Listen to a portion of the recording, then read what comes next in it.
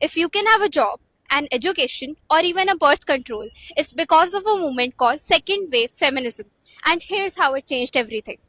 The first wave had already won the women the right to vote, but decades later they were still treated as second class citizens. They were expected to marry young, stay at home, and even if they worked, they received low wages. That's when second wave feminism began, saying we need equal rights in everyday life, not just legal rights.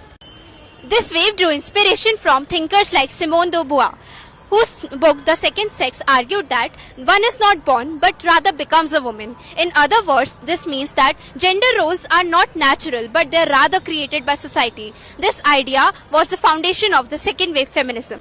The key idea was the personal is political. That meant issues inside home such as housework, marriage, relationships and even sexuality were connected to larger systems of power. The movement fought for equal pay and opportunities in workplaces, access to education and professional careers and reproductive rights like birth control and abortion so women could control their own bodies. Second wave feminists also spoke about topics that were once taboo such as sexual harassment, domestic violence and marital rape, showing that these things were not private problems but social injustices. Because of this movement, laws changed in many countries. Now many women enroll to universities and enter workforces, and there was a cultural shift too, that now being a woman was not only being limited to a wife or a mother.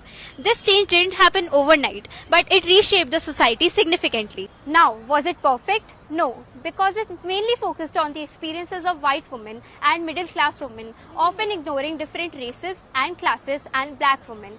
But it reshaped the society, and that's how second wave feminism changed everything and evolved.